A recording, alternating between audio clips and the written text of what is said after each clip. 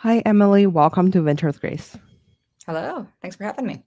To start the show, I want to give a quick shout out to our amazing sponsor. So, this episode is brought to you by Veravent. If you're a GP or LP looking to simplify capital raising and deployment process, Veravent is here to help. Trusted by over 800 funds and managing more than $2 billion in transactions, Veravent offers a secure, streamlined payment platform designed specifically for private capital markets. Say goodbye to manual reconciliation and repeated follow ups. Raise and deploy capital faster and with greater transparency. Ready to make your fund operation smoother? Visit Vervent.com or actually use the bit.ly link below and see how easy it can be. Okay, to start the show, I would love for the audience to learn more about you. So, like, you have started your career in product marketing and you have worked at like various different top tech companies like Meta or Spotify or the New York Times. Like, why don't we start with like what were some core lessons that you've learned early on in your career, kind of shape you into who you are today? 100%. I'll share a little bit about my background and then I'll expound out to some of the lessons underlying that. But I'm kind of the classic interface of former operator that then segued into the other side of the table on the investor side. Built my early career at the intersection between product and product marketing at a range of tech and media companies, initially working at Facebook, now Meta, on everything from Instagram and the launch of their search and explore experience to co-watching. Was PM video at the New York Times and actually transitioned back to Facebook, where I worked on their misinformation and integrity teams, thinking through how do we understand high quality information? How do we think about the right contextual signals, both through product and just through lens of consumer awareness? And then subsequently went to Spotify, where I worked on their creator team on everything from how do we understand the landscape of independent artists, how do we create better spaces and mediums for them to tell their stories in a distributed way. Made the segue over to the investment side after going to business school. And I think like some of the learnings there that I had accrued through my work in product and PMM that were then extensible onto the investment side. I actually think there's a lot of natural parallels. Like if you think about launching a product, it is about just getting a sense of like, where are the blank spaces in a market, where are the real opportunity areas to build a scalable business, and to build something that serves a real problem space and serves a current deficit in available offerings. And investing is just like extracting that out into an ecosystem level. It's like getting a sense of like what are the real like emerging and next generation markets that need to exist or that should exist to supplant current problem spaces, and being able to kind of be the predictors of that and find the entrepreneurs that are the builders of that vision. And so that was a learning that I had kind of deepened in the lens of working at individual companies, as well as just thinking through the mechanics of like how do, in a base level, teams operate. How do you think about efficiency and hiring and plugging your own gaps through other like ecosystems of talent? So those were kind of the extensible learnings there. For sure. I wonder, maybe we could start with like I feel like maybe we could start with like the background of like old venture a little bit as well, just because I think like you guys invest in between like C to Series C. And I recently hosted a dinner, like, and then there were like people building an ed tech and then they spoke highly of like you guys because I feel like there's Great to very hear. Love to hear. just like a few like VC funds that are like specifically focused on education. And I feel like ed tech is such a space that's like I feel like it's a really interesting space because like everyone needs like education, but like the line is also a little bit blurred as like everything is like ChatGPT is like technically education as well. So like maybe we could start with, you know, the background of like all ventures and then, you know, what's your I guess like the check size as well as like the Yeah. companies that you guys are like interested in and then we'll go from there. Of course. Our global leader in EdTech investing, we were actually founded in 2014, Mhm, now investing out of Fund 5 and have mhm, 2.2 billion, slightly over AUM across those 5 funds. mhm, We think about education quite holistically, and you'll see mhm, that in the lens of our portfolio of almost 100 global mhm, portfolio companies, but invest in everything from kind of classic paradigms of early learning, K-12, higher mhm, ed, both in terms of the products that interface there and kind of the functionalities that serve those audiences, as well as extensions into lifelong learning, which is, I think, kind of a trope, but it's really like you take learning out of the classroom, where else does it show mhm, up? So that could be in the context of a workforce through how do you think about hiring, enablement, mhm, upskilling, as well as adjacencies that we just see as like very natural extensions to learning. So if you look at the portfolio, you'll see players like Greenlight in fintech. The reason for our playing there is like there is actually like a genuine literacy bent underlying their delivery of fintech. And so we're able to kind of plug in as the specialist to help them understand how to build and deepen in those areas. As well as on the healthcare side, thinking through extensions into layers like mental health, into broader health ecosystems where coaching is a through line, or where there is this kind of extensible through line to school audiences. So we're investors in a company called Hazel Health, which has massive scale across K-12 schools and being kind of that first line of treatment for mental health across that constituent base. In terms of where we typically come in, so we are stage agnostic. I say if you can disentangle that a bit, it tends to be anywhere from seed through Series C as initial check on entry. And then we are typically lead investors. And so if you're an entrepreneur talking to potential funders, you'll see a myriad of approaches of some that are not looking to kind of take lead allocation. We are, because we are specialized and we believe in that deep partnership. And so average check size does reflect that. It can be anywhere from low end of around 2 up to 50, which is a big range, but it's also a big range of rounds. And then do typically take a board seat as part of that kind of long-term mechanism of partnership. I think the only other thing to add in terms of our team distribution, we have portfolio companies all over the world and also team reflecting that. So many of us in San Francisco, where I'm based, we also have an office in Boston, office in London, and really thinking globally about just best in breed talent and opportunities across our sector. I have so many questions there. So like I was like listening to your like other podcasts, and then like one thing I heard like basically what you just said about like, you know, the global piece. I feel like the global educational arena is like very different from my understanding, because like growing up in China, I feel like the education ecosystem is like very different than the US slash like everywhere else. Maybe we could start with like, you know, how does the educational space or like education market, like how does the money flow in the market, and then maybe we could talk about like, you know, the global trends that you're seeing as well. Yeah, I'll start in the lens of the US, and I think some of that's extractable and there's nuance as well. Mhm, But the reality is there's lots of different funding streams for education. There isn't just one form of an education company. I think sometimes people think education and immediately they discern or they assume it's K-12. Like that's actually mhm, like only one tiny mhm, segment of a much larger market. mhm, Um, and as an entrepreneur building a business, like what I always say is rather than just being prescriptive about this is the only go-to-market motion that works for this market, think about the problem you're trying to solve, where that audience spends their time and the best way to reach them, regardless of where mhm, that sits, because the money can flow through multiple mechanisms. mhm, Um, Across K-12, we do have a lot of K-12 portfolio companies, and Fund One, which was Al's initial tentpole fund in 2014, a mhm, lot of those companies were K-12. It was players like Newzella that were mhm, really setting like the digital framework for the market. The go-to-market motion is, I'd say it's cut and dry, but it's kind of mhm, classically B2B, that there are, of course, nuances in selling mhm, through K-12. But there's multiple ways, usually using a sales team, that you would kind of get access to those dollars. mhm, Often going through districts, where you can think of districts as kind of the consolidation of multiple schools. So mhm, that's like central umbrella. And the mhm, value there, it can be harder to land. Often those might be like RFP processes. But if you do land a centralized district, it gets you access to just a wider addressable student base. It's kind of the concept of more with a single tap of sales action. mhm, Some do also go direct to school. And then there are the concept of just like state level engagements, which mhm, can go more through the mechanism of kind of direct federal funding and embedding more on kind of the policy level to mhm, get access to school contracts.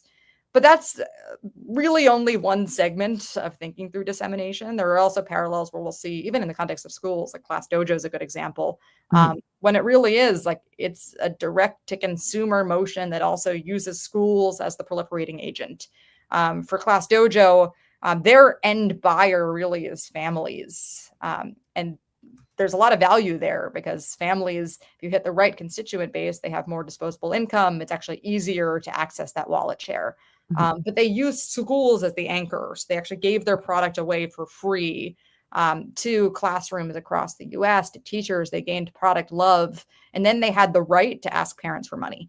And so it was understanding that wedge, that market motion to move downstream, move adjacently into the ones that they actually knew had the ability to pay to build mhm, larger monetization streams.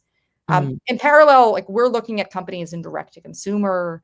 all of the time. We're looking at companies in workforce who are thinking through selling B2B. How do we think about talent upskilling? Players like Workera in our portfolio, which is more involved on the side of how do we use AI to understand layers of skills in our own organization, and the right ways to augment them.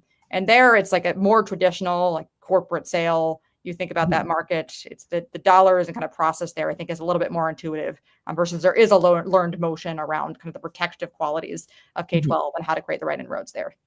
I think that's so interesting. Like, I want to maybe like double click on like a few things. One thing is like, you emphasize on like, selling to educational markets, kind of like B2B sales. Are people, for example, if I'm like an ad tech founder building like a chat GPT for X, like physics or something. So like, I'm sure it yeah, exists. Probably. okay. I'm pretty sure that exists. But like, let's say if I'm building that product, like who am I supposed to sell to? Is that like the school or like is that like an educational system? Like, because I feel like If you're selling it, if it's for schools, and that's the first question: is it for schools? And is yeah, it if it's for students, is it the right path to get to them through schools, or is it direct to consumer, or is it through yeah, parents? that's Like, there's so a lot of like different adjacent please pathways. educate us in the space because I feel like let's say if you and I are starting this like AI for physics or like ChatGPT for physics. I'm just like Yeah, using it as an yeah. example. And then who do you think we should sell to? Should we sell to like where do you see the most success? Because I feel like I have a 2-year-old, so like I feel like right now, like I constantly think about like how do I educate him, but like I'm pretty sure he would just like use ChatGPT to learn stuff on his own, like at some point, maybe in a year or two. But like Yeah. right now, it's just like Yeah. yeah, but like I'm right now, gonna I'm take like that example on yeah, there's lots of different companies, and I think companies that interface better with yeah. schools, companies that interface outside of schools. If I were building AI for physics, I would actually do it direct to consumer. And I Mm, think the reality is right now, like schools are dealing with there like is a level of federal budget compression. There's also mhm, uncertainty, which is leading to just like slower buying cycles. mhm, Um, and that's, I mean, they're still making acquisition decisions, but I think things that feel more supplementary, things that don't like aren't critical to core processes, it's harder to get the sale across, which can just lead to mhm, slower ramp and incrementality. mhm, I do think though, like if you're launching any business, you need to like calibrate competitive layers across different spaces. AI physics is a bit different, but like for AI math, for example, there's lots of consumer tools that already exist outside of school. And so the right pathway there might be actually, it's going to be hard to sell across K-12.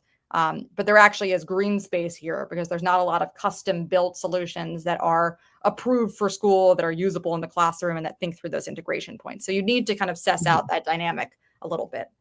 But for AI for physics, where there is less kind of relative direct to consumer competition already, mhm, um, I think I would be thinking through how do I get in front of my user base, but also how do I find wallet share? mhm, And what's also the right age of users to be kind of relevant for mhm, the product that I am building. mhm, There, you're going to probably have like two constituent bases where there's going mhm, to be the student who's the end user. There will also be the parent for certain age ranges. And so it's mhm, knowing the right ways to kind of market and distribute to both, mhm, and the right times to loop a parent in a way to both build accountability and also just like get access to the purse. Um, mm, if you move up in physics mhm, more to college, that's where like disposable income tends to go back to mhm, the student, where there's a little bit more agency. And so the parent tends to be parsed out from that buying decision. But mhm, usually, if you're drafting a good go to market, you'd actually suss out exactly where your users are in that journey, where they're spending time, and figure out the right brand and marketing approach to reach them or to reach the viable buyer, based on where mhm, they are in that cycle. mm. I wonder, so okay, so basically if it's like age college and below, we should go to like the parents, basically sell to the parents. If it's direct to Um, consumer, yeah. if it's direct to consumer, but like direct consumer is like more preferred because of like the selling cycle, and then there's like a compression of like the school's budget. So I guess like how much budget I does think it school have? depends Yeah. is my honest question of like Yeah. Yeah. the case study I gave about math is if you're dealing Mhm, with a direct to consumer market where there's mhm, so much competition already and you feel like it's highly congested and your ability to mhm, scale a big D2C business is going to be pretty expensive, like mhm, schools could actually be a much more viable proliferation pathway for you. There's mhm, also a lot of products that are building specifically for school environments, and for them, K-12 is going to be the market motion. mhm, Examples include like Brisk In my portfolio, it's an Mhm. AI company that's focused on K-12, building solutions for teachers, for district administrators, and for students. Like Mhm. that infrastructure needs to exist in the lens of a school.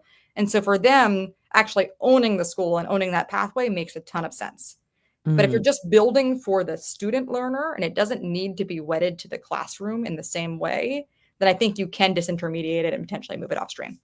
And Mm. this is risk. That's Yeah, great. I wanted to like showcase a little bit. So I wonder, okay, so like when I browse your portfolio, obviously I feel like it's like every aspect of education you guys kind of like already covered. So like I guess like when you are thinking about it internally, how do you build like the map of like things that you're interested in? Because I kind of feel like it's like very hard to tell at the very very early stage like who's gonna win. Like I think you said this Right. on like a different podcast about like you know it's like no it's a no brainer when people say oh they back like a second time founder because like you don't really have to spot them, but it's like you have to spot the first time founder or like the people that are I guess like the Yeah. I guess like the The more people that are influencers. unproven. Yeah, exactly. People that are unproven. So like I guess like from a sourcing perspective, or maybe like we could start with like the landscape that like for example in your roadmap, like what are something that's actually untapped by let's say ChatGPT? Because I think like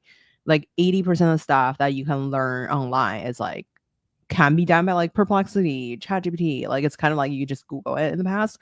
um like how do you think about like now like what is like the like would it be like you will invest in like the last like 20% mile to like actually deliver to students, or like is there like actual differentiation between like these each like subsector of these like different AI products? Yeah. I think for me, especially at the early stage, it does start with people.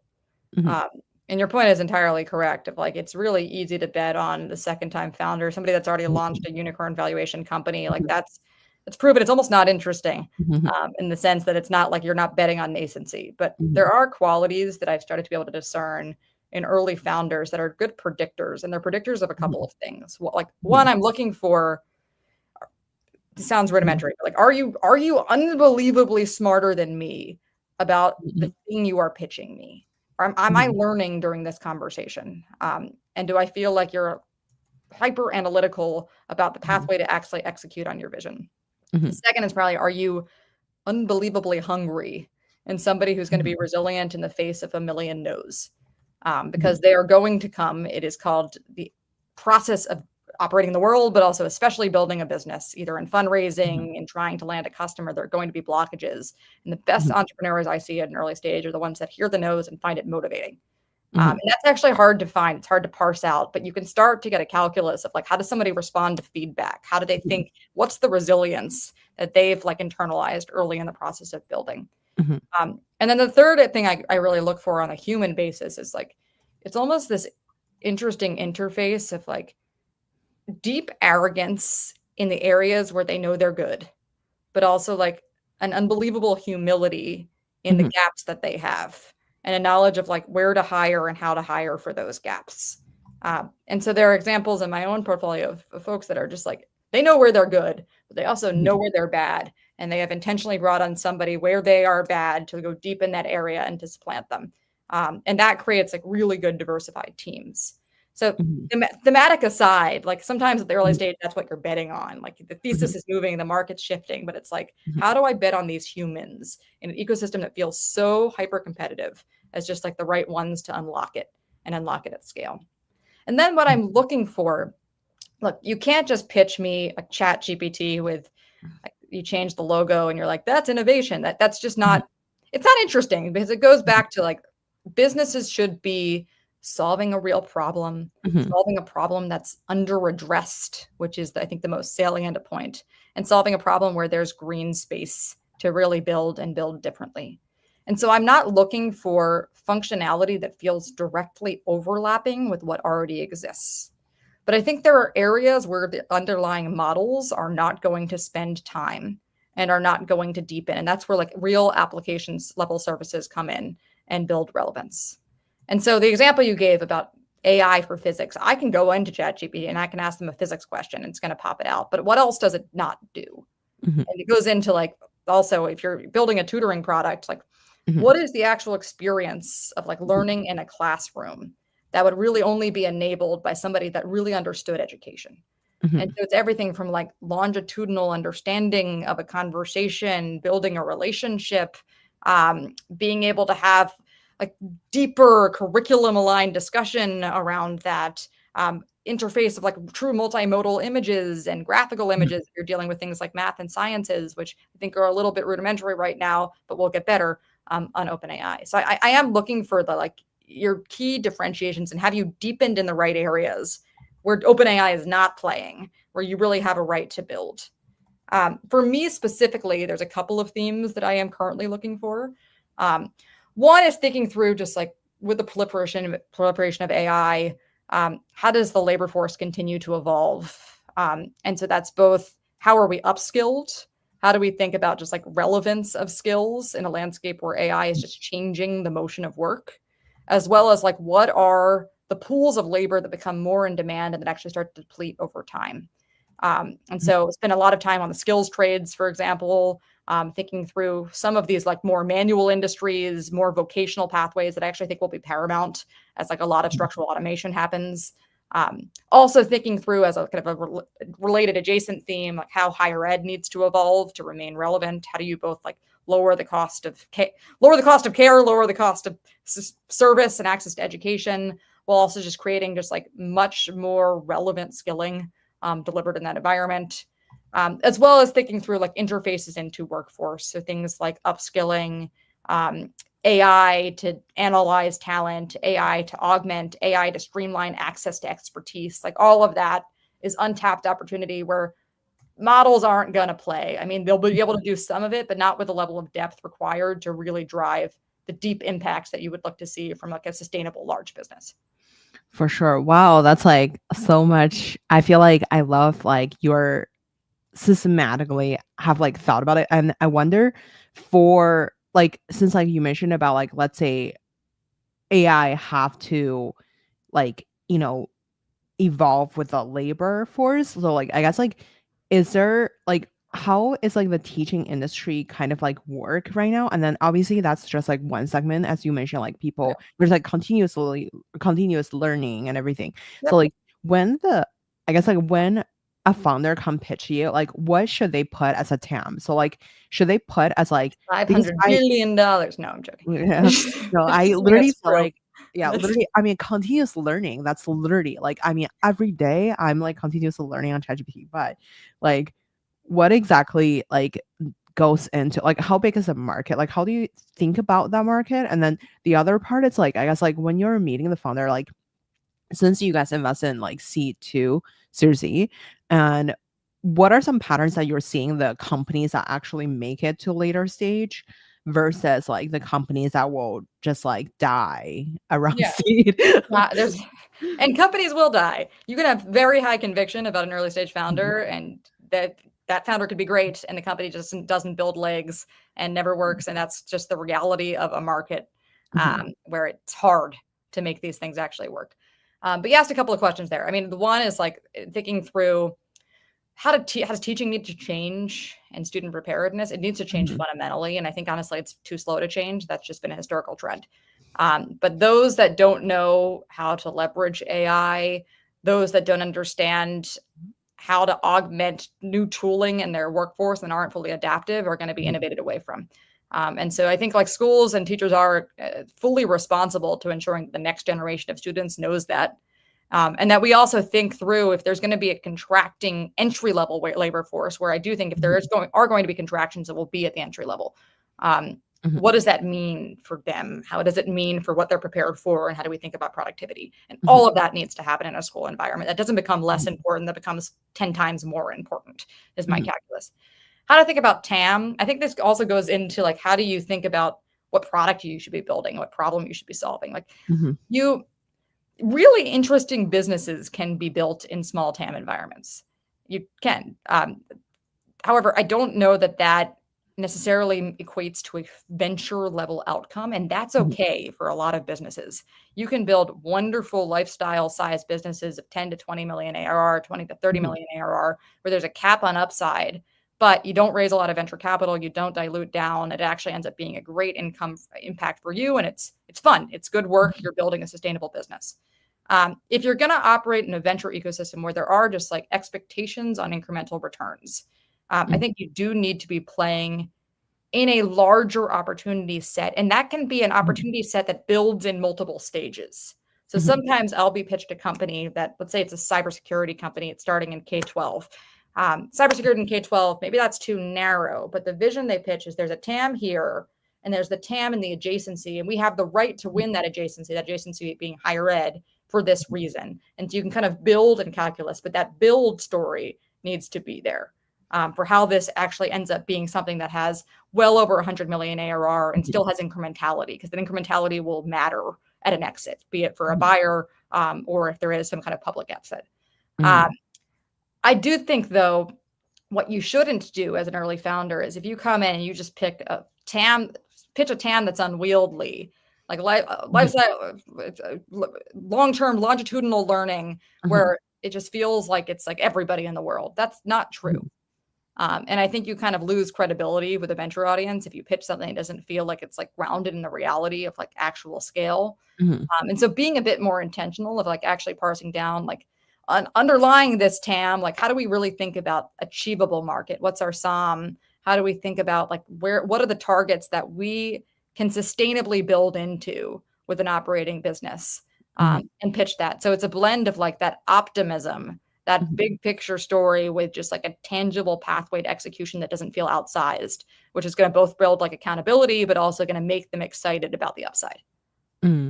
I wonder, so like one of my like piggyback question was like when you were saying like I guess like there's a build story and then there is, I feel like I guess like one of my question would be like the competitive landscape, just because like since you guys back everything in education, so like I'm sure there is like companies that you have back that started like evolving into a different company in your portfolio. So how do you think about like the differentiation at the very beginning, and then from, let's say, like if you back like a seed stage company, and once it grew, like obviously everybody started like pivoting to adjacent categories, and how do you think about competition at the very early stage? In terms of avoiding it in our own portfolio, or Or in like, terms of do just you like to picking the back right like, fit? I guess, like 3 company that are Yeah. similar? Like, how And do it's you kind of like hard. think about that in This is one of the general? challenges of being a specialized firm, is that Mhm, even if there isn't overlap initially, these companies mhm. could look like they're totally not competitors. But Yeah, 3 years down the line, as they expand, yeah, there's like they're the same natural thing. overlap that is cultivated, and then suddenly they are competitors, and then you have to think about just information walls and how to maintain just trusted relationships in embedding across both teams. Mhm, What I'll say is that we try intentionally at the onset to mhm, not make competitive bets. So if two mhm, companies look exactly the same, if you're looking at X versus Y, they're playing in the same market, they're delivering the same functionality, we're trying to make the bet on the winner. And mhm, how do we reason that? It's a combination of factors, and some of this is dependent on stage, where you have just like a different variable and different amount of metrics. mhm, But I spend a lot of time at early stage, so for me, it goes back to team. I'm mhm, looking at 3 companies. I believe in the market. I mhm. believe that there will be a play. You need to believe in the market, because there could be markets where there's tons of competition, and I think about this a lot. But you actually don't believe in the market, so maybe you actually choose not to make a bet. But if you believe in the market, there is some competition. I'm looking for a team that I think is going to be really good at executing, technical, smart, hungry. It goes back to what I was talking about earlier. Um, and that's usually the pick that I would make for that market. How do we solve for it downstream when companies start to overlap? That happens organically. A couple of ways. We do intentionally keep different investment groups on different boards if they are conflicting. And so sometimes that actually requires changes. Mhm, But it does create, I think, just like better lines of accountability, where there's not a relationship that has like is straddled across multiple competitive mhm, decisions. As well as in thinking through different market adjacencies, trying to just better discern, like, is this going to be an overlap in the long term, or is this something that like potentially isn't going to intervene? Mhm. We do, where we would make competitive bets is if they're playing in different kind of go-to-market motions or different geographic regions of the world. So, for example, we're investors, as I referenced, in Hazel Health out of the US. Mhm. We're invested in a company called Koala out of Latin America that's very similar in structure, but it's a different enough market motion and a different enough geography that they really wouldn't play side by side. And so that's like disentangling for us enough for it to not be like a competitive overlap. Mhm. I wanna talk about, like, 2 company I personally find very interesting from your portfolio. One is, like, Thinking Machine Labs, which I feel like it is, like, the hot topic of the day these days. Like, why don't we talk about, like, um, your journey on, like, investing in that, and then maybe we could tap into, like, masterclass as well. Yeah. David was on our show, like, a while ago, but I'm such a huge fan of masterclass. So, Masterclass is the best. David is the best as well. He's great. he has a Uh, total vibe in the best way possible. 100%. I'll start with thinking machines. Thinking machines, it kind of maps to a trend line that we've been seeing across the ecosystem of foundational labs. Mhm, If you look at like OpenAI, Anthropic, obviously huge companies with massive potential, but mhm, they're also at their core, they are education companies. mhm, They're more than that, but like education is a primary use case.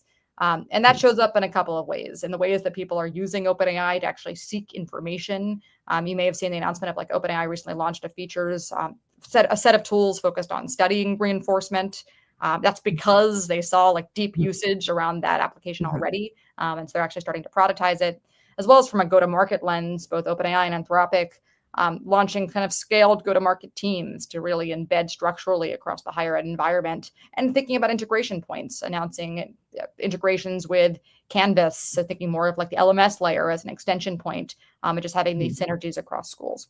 And so I saw that. I saw that theme of you kind of think about the through line of these are huge companies, and it goes back to our mhm, calculus of TAM. Couldn't have a bigger TAM. Like mhm, so much upside in terms of where they can build, but there is actually a genuine use case around education. And so mhm, I think the thinking in embedding the Thinking mhm, Machines Lab is very similar to that, which is you have a company that's early in its journey, um, but that there actually is opportunity to help be a foundational voice as they think through how they're going to build, but also as they think through potential like product extensions, mhm, um, or just like servicing a portfolio set, servicing a company set that do kind of situate to more educational mhm. use cases. So that's at least how we're thinking about the company and why we're excited about the partnership there. Is some of the like educational opportunities that we've seen pervasive across the ecosystem that we also think could be extensible here. I wonder, so, like, when you were thinking about, I guess, thinking about Thinking Machine Labs. So I feel like this is, like, one of the most, like, competitive deals to get into these days, um, in terms of, like, winning deals, like, so obviously I feel like a lot of the traditional, like, educational company you guys have, like, the right to win, right? Like, so even for Thinking Machine Labs, I'm sure you guys are, like, the one of the only, like, educational fund probably got in, but, like, I wonder, how do you think about, like, the winning deal part when it was, like, a very, I guess, like, competitive, um, I will like caveat this is one that I cannot share much much about, okay, yeah, as yeah. there's a lot of confidentiality around what they're Mhm, building, mhm, of course. But like mhm, any process is competitive, and I'd say like I'll make it more generalizable, which mhm, is that I think that anytime that you are talking to an entrepreneur, you need to mhm, show your value. And your mhm, value can be a lot of things. It can be like you as a person, the mhm, fact that you're just like authentic, you're somebody that will fight mhm, for them and that will like do everything that they can to make them successful. mhm, Um, Value can also be firm based. It can be we interface with a lot of K-12 companies, for example, where we know the market. We mhm, know the market, but better than we know the market, our portfolio companies know mhm, the market. Our mhm, Kidem knows the market. Newzella knows the market. These companies that have incremental scale, and so the promise of just providing the connective tissue of being able to bring these founders together and just giving that like leg up for faster learnings, like mhm, that value proposition is something that really resonates and wins deals. So that's mhm, any time that you're interfacing with a founder, it's thinking through what do mhm, they need and what value do I actually provide. And that sometimes leads to like there are deals that I'm in where I'm like, I don't have a right to win this deal. And that's probably okay. especially Mhm. if you're a specialized investor. Sometimes that can be if I'm looking at something that's too adjacent to our theme or Mhm. where it requires a go-to-market motion that I don't feel like I'm best equipped to serve. And I'm Mhm. actually like pretty self-aware at being able to discern that, sometimes making the calculus of if it's a deal I really want, I'll fight for it. But if it's a deal that's a Mhm. little bit on the edge, I think they're going to be more successful working with somebody else. And so I think you also need to be able to like go to the other edge of the coin Mhm. for that reason. For sure. I wonder, okay, so let's talk about the other company that I really like, which is like Masterclass. So when like it was a pandemic, I like definitely try to start something similar to around that line. And like when I was like working in venture in China, I've seen huge success in a lot of these like continuous educational companies. So like from, people literally reading a book a week and that turns into like billion-dollar business Yep. for the person, like huge profit margin. But I feel like those are like the things that like doesn't really apply in the US. So I feel like in the US then like during the pandemic, I feel like I've seen there's like On Deck or Maven, like those like or like I guess Teachable too. So like they're kind of Yeah. in the similar zone of like empowering experts to create their own like education courses and stuff like that. So like I guess like when you're thinking about the continuous learning space or like the space that like masterclass kind of Yeah. plays in, um, how do you think about the monetization piece? Because I feel like in the US, like people just don't pay for a lot of these things. Like, for example, this podcast is like literally free online. But in China, I feel like this would be like you have to charge. And so like it's very, I guess, like Yeah. different climate. So like how do you think about the monetization when it comes to like continuous learning? Yeah. YouTube has both been one of the best things for education, Mhm. and that actually like the highest volume of content on YouTube is Mhm. educational content. It's like Mhm. a huge burgeoning use case, but it's also the challenge always of like when you give away a lot of content for free, that becomes the base expectation. I think that's something that's never Mhm. happened in China.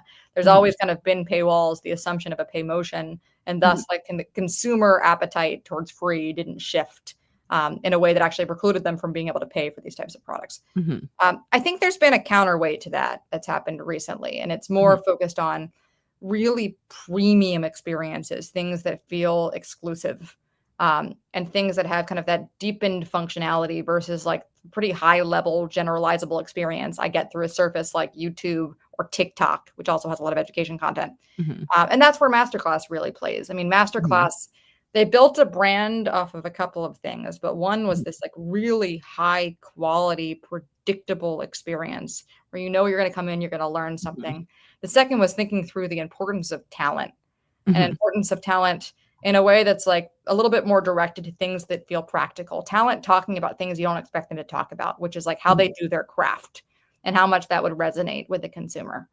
Mhm. Um, and actually productizing that in a way that like changes the comparative set.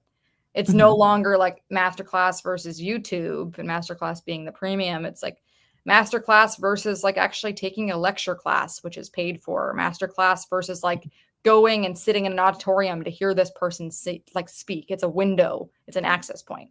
And so because of that, they've been able to command pretty high price points. It's like that premium expectation, where I do always think there's going to be situated willingness to pay. Where it gets harder Mhm. in the content space, if you're something where the content format feels pretty similar to like a YouTube or Mhm. a TikTok, it feels replaceable, it feels too Mhm. easy to commoditize, and it's kind of too high level. I think the assumption is there, like if the content can be found elsewhere, it will be found elsewhere, and it will be found for free. But there still is like Mhm. room for gates in other sectors. I have a question about this. One thing is like, how many percent of people would actually pay for this? And then, like, obviously, you don't have to give like specific numbers, but like, I guess, like, what's a thinking framework of like generally, if there's like any stats out there that's like fairly accurate about like people's like behavior. And the other part is like I feel like some of the educational content could be like vitamin versus painkiller just because like even when I'm like creating a content, I think Yeah, about like, when people trying to pitch you or like trying to pitch someone that they have to consume the content to like actually learn how the VC think that like the people that they're pitching to, how do they think and like understand like, what do you care about? So yeah, I feel like so I try to like go for the painkiller route, but I feel like if you're going for the vitamin route, obviously there's like tons of content that's like beautifully produced, like online, like talking about like, very generalized things about the universe. Like, but I guess like it's difficult to kind of like funnel it down to like action. So like I guess like how do you think about the balance between like being like a vitamin versus painkiller, and then like how many percent of like people actually would like pay for something? I think it's a good question, and there's no easy answer. You basically, for any business that you're launching, you need to make sure that your business model actually works and scales. Mhm, And so for like how do you make that work? There's a mhm, variable of components. You need to understand, yes, like how big is the market that would be willing to pay for this, and are they a constituent base that like would pay a premium price? mhm, An example, we have Lingoace is in our portfolio company, which actually a Mandarin language learning company. It has mhm, deep inroads actually in the U.S. market and thinking through like diaspora of families where younger kids need to learn language of their parents. But it's a market where there's like high acuity, high demand, and a real desire for that learning outcome, which also equates to like a mhm, higher willingness to pay. And with that, like the calculus of maybe it can be a slightly smaller audience, but if like the mhm, individual LTV for that constituent base is large enough, that can actually be a massive business. So like smaller audience, but TAM calculus is very incremental because there's high willingness to pay. Um, mhm, where if you're playing across like a more generalized pool, like the price point is going to be lower. That is mhm, inherent to mhm, just like thinking through like a larger addressable audience. Um, but your point always on like, is this a vitamin or a painkiller? I think it's fundamental. And I often ask like the companies that I work with, mhm, especially in the consumer space, of like, how do you build a product that's impossible to delete? And mhm, that's like, that sounds simple, but it's actually unbelievably fundamental to mhm, the way that we interact with experiences on mobile and online. Like I open mhm, my on my phone, I use Uber for this. I mhm, use Instagram for this. It houses my information. It has such deep utility for me that A, I use it frequently, and B, there will not be a moment when I delete it unless the mhm, value proposition fundamentally shifts because it provides me a service. And mhm, so, like, what are the services and the jobs to be done in education that actually feel like quite instrumental um, to people and to like their viability. Things like right now, I think like relevance around AI learning and mhm, upskilling is absolutely essential. Maybe it's not something that's like fully longitudinal and there will be mhm, drop off there, but I think you can build a big business because again, there's a there's a need, there's a demand, which is mhm, reflected in people like having high usage and high uptake for solutions in that front. mhm. Um, I wonders like how do you build something that's impossible to delete? I feel like nowadays, really like hard. Yeah, it's hard. unless it's for, like OpenAI, like or like unless it's like ChatGPT or like Cloud, even like Cloud or ChatGPT, I can just keep one. So like, no offense to like any of these companies, but like I feel like the value proposition is kind of like essentially very very similar, and like yeah, or like Perplexity. I think that one of the three, like I can just keep one and delete the rest. But um, as for like any niche dominant things, like it's like also very, very hard. But like I guess like how do you think like backwards on like what are the three things that like people would like actually essentially need in the educational space? Yeah. I feel Yeah. like also in I think China it's impossible to already. delete can be a couple of things. One, it's like there's a longitudinal history that comes from your experience interacting with apps. This is Mhm, especially relevant on consumer social. mhm, I think there's some extensions in other sectors, but for like consumer social, you know the amount of people that still have Facebook Blue and don't open it ever, but they don't want to delete it because they have pictures there. Like mhm, that's stickiness. That's utility. It mhm, owns your history. And mhm, there's like an intangible nature to that where even if mhm, another social app comes up, I'm never going to delete Facebook because it has my history. mhm, So what's the parallel to history across learning? There's other mechanisms like I mean, Uber could be more exchangeable with a Lyft based mhm, on utility, but there is like brand presence which becomes deeply personified, which also leads to like mhm, thinking about driver supply and just like a more supportive ecosystem, which ends up creating just like this virtuous network effects that are self-facilitating. So it becomes mhm, brand of choice, it solidifies, it deepens, and again, it solves such a deep problem for you that mhm, it feels impossible to lose. And that's the real kicker. It's like, mhm, this is something that is actually such a real problem that you are going to use this app because it solves your problem. And it's mhm, literally that simple. It's not gloss, it's not frosting, it's the meat. And so build for the meat.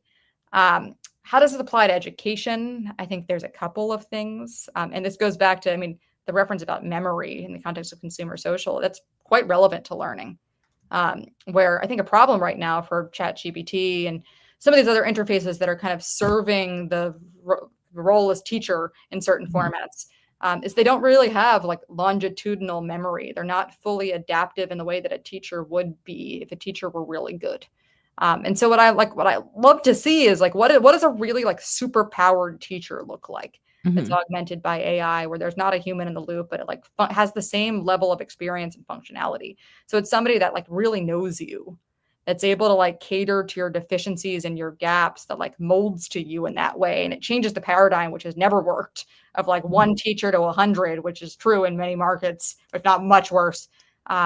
To like fully adaptive, personalized instruction that molds with you, that builds with you over time, and is your growth agent. That is impossible to delete. It is. If you could, it doesn't exist. But if that were created, it's impossible to delete. Because it's possible to delete because it really knows you. It has the memory of you. And that memory, that like institutional understanding, that's the history. Like that's unbelievably high utility and also very hard to replicate. Even if a surface looked similar in input, what's driving it is functionally different. So that's what I think needs to exist in education for it to be more of a parallel to some of these sectors which are inherently stickier. For sure. I love that. I want to learn more about like, okay, maybe we could use any of your portfolio as example, because obviously you are sitting on like various different boards, and like maybe we could use like any of your favorite like portfolio companies, from like how you meet the founder to like Yeah. how you were like diligencing it to thinking about winning the deal and then potentially like exiting. And then also like I also wanted to like spend some time to talk about like the exit part about like educational companies, because like I think this is like this is like So an easy. industry. Yeah, Just I you feel. exit 10 So, billion and it's like, yeah. yeah, no, it's hard. It's Yeah. very hard.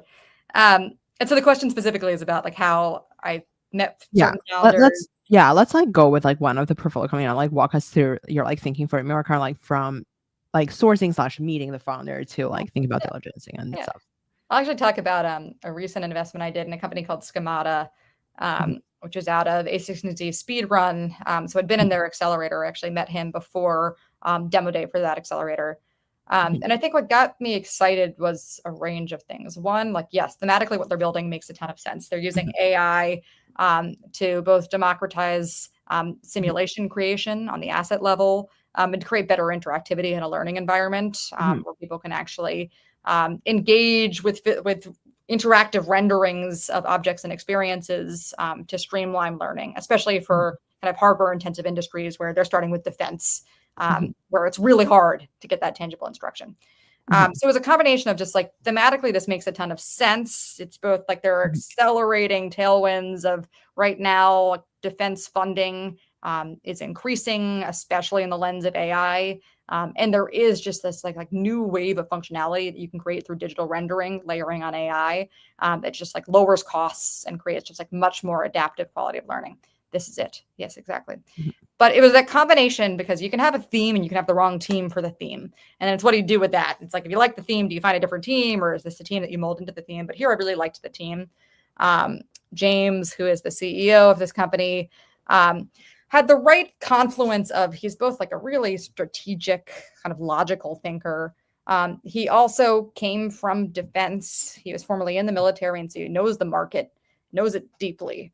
And from a founder market fit perspective, you're always looking for, if there's 10 teams building for this problem space, who has the right to win, who's going to know the market the best, and who's going to be able to anchor go to market. And he proved that to me, and his just like knowledge of defense, his knowledge of like how to think about go to market inroads, and really like the network of connections he had established since day one, and just like deeply knowing the space. As well as the team that he had built around him. He's not a technical founder, but having already hired on a technical co-founder to help him really on the build process, because I do think there's lots of technical nuance here, and especially in the ecosystem of AI, you need to build good product. The consumer expectation for good experiences, the business expectation for good experiences, is incremental and compounding. Um, mhm, how they'll think about, I mean, it's really early, so how they'll think about exit, this is, I'll generalize it too. For any company, there's no like one set pathway of how a mhm, company grows and exits. It's not like you I think it used to feel more prescriptive, where it's like you get up to like a Series E and you do this, Mhm. Series B is this much and this much and this much. Your valuation goes up and up and up, and then someone buys you or you exit. Think about what you're trying to build towards and what you're trying to become. And there's lots of different pathways. And sometimes, like I think Gamma, which is not in my portfolio company, that's going to be a great outcome, unbelievable outcome for the entrepreneurs who build it and for the early investors. You want to know why? It's Mhm. not just because they have real scale, which they do, but it's because they didn't raise that much capital. And they didn't in an ecosystem where a lot of their competitors were raising $500 million trying to like get scale and scale. They did it efficiently Mhm. and they did it without a lot of pref stack. And so for them, that actually is going to end up, in my mind, being a really good outcome, depending on where this product goes. And sometimes that's the right calculus. The right calculus might actually be, I don't want to do incremental funding. I want to like stay lean and small, and maybe that will slightly hinder my growth rate, but I'm thinking more about incrementality based on how we're trying to go. Where I see big fundraisers playing in is if you're like in a hyper competitive market where you think there's a massive addressable TAM, so it's all a play for upside. And there, the size of pref staff doesn't really matter because you're swinging for that like well north of $1 billion outcome, as like the exit precedent for what you're trying to gain. In Mm. EdTech, it's been hard. Um, and it's been hard for a couple of reasons. One, like on the public side, I think having less precedent for what good looks like. I mean, there's like the Duolingos of the world where that has been the shining star in terms of just like a market comp. Um, but there have also been some companies like that haven't been doing as well. I won't give tangible examples because I want to, but that have folks know them, that have either been taken private or where it's just like been a very public reckoning on the metric side. Mhm. And so that it both like decreases investor confidence in the sector, which makes it hard from a downstream funding perspective. Mhm. And it also limits the pool of potential acquirers because like what Mhm. those like big public companies are supposed to be is like sometimes that's the exit pathway for companies. Mhm. I think that is changing.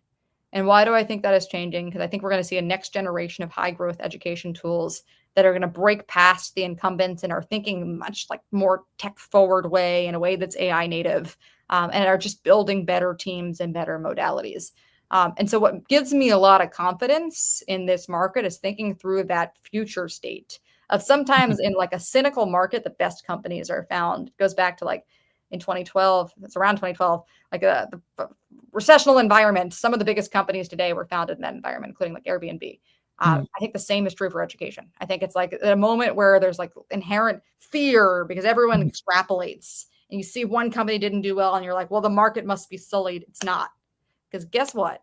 There are not that many like truly fundamental human needs, and education is one of them. And that, like, regardless of what happens with the economy, there's like, yes, there'll be recessional pulls, there'll be volatility, but like that remains as a through line. Education isn't going away. And so, like, funding and empowering next generation of entrepreneurs is only like continued reinforcement of that theme of like, this will continue to be a big market. So, continue to play the long game, the medium game on it, and kind of mapping its recovery. Mm. I love that. Okay, so I want to be mindful of the time. Maybe we could wrap with like a 30-second fire round for you. Uh, what's your favorite book? That's a very good question. Um, I like there's a book called The Art of Fielding that Mhm. I read. I'm more of a fiction girl. That's my Mhm. my background, but um I like The Art of Fielding, A Visit from the Goon Squad. Those are some Mhm. books that I really like that just tell like really good narratives. And I'm a lover of somebody who used to study literature. I Mhm. like well-written books. I like books that make me feel like I'm like captured in the language and the way that things are materialized. Wow, So I'm deep. less the person that's like sitting and reading a business book. It's like reading a book for me is my release. It's like take me to a different world. Wow, I love that. Who would you invite to your dinner party? Who did I invite to my dinner party? My mother. I don't see her enough. She walked in. If you didn't see her Yeah, during this, I saw I it. know she was there. She brought me a salad. Mm. I would. Who would I invite to my dinner party? Is this supposed to be a famous person? But the reality of who would I invite to my dinner party is probably like a member of my family because they live too far away. I I love live on the that. West Coast and they live on the East Coast. So I would bring the people that I actually want to see and I don't see enough of and spend personal time with them. That's my answer. Wow. Who made the biggest impact in your career? That I don't know if there's one person that made the biggest impact on my career. Um, in some ways, I think it's my mother who came in because she built drive in me. and drive is an important factor in your career. It's something intangible. Like different things drive different people. With me, it's not money. It's not. I've always just felt this like motor underneath Mhm. me to like want to build something, and that I think came from my mother. But there's also Wow. been like mentors in every part of my life. There's been like my second grade English teacher, or like the first person Mhm. who told me I was good at something. There's been my one of my managers at Meta, whose name I won't reference, but who I just who I looked at in a room was like, I want to work like you. If I want to show up Mhm. in a room like you, I want to have the same quiet Mhm. confidence. And so it's people like that. Quiet confidence. It's quiet competence. There's like different types of competence. Sometimes I don't thread this needle the right way, but it's like there's people that show up loud in a room, and that's sometimes great. And there's also people that say one thing but say the right thing, and people listen. And like that, knowing the right time, the inflection points for both motions is something that I learned from that person, Mhm. who is still at Meta. Love that. Where can we find you outside work? Outside of work, you can find me with my baby. She's cute. She's now 10 months. Usually I'm a big runner. I'm Mhm. like to go on a hike and spend a lot of time with my family. And in the work context, I'm always available. So I'd say like if you're an entrepreneur looking to ever like build a relationship, you can ping me on email, or it's Mhm. emily@albc.com. Ping me on LinkedIn. Find me on the services, and I tend to be pretty receptive to just like have a chat at any point. Love that. Well, Emily, thank you so much for coming on the show today. It was such a fun conversation and like a master class for education in in today, Of course. basically. No, Yeah, thank you. I appreciate it. So good to awesome. meet you. You too. Okay, let me quickly end stream.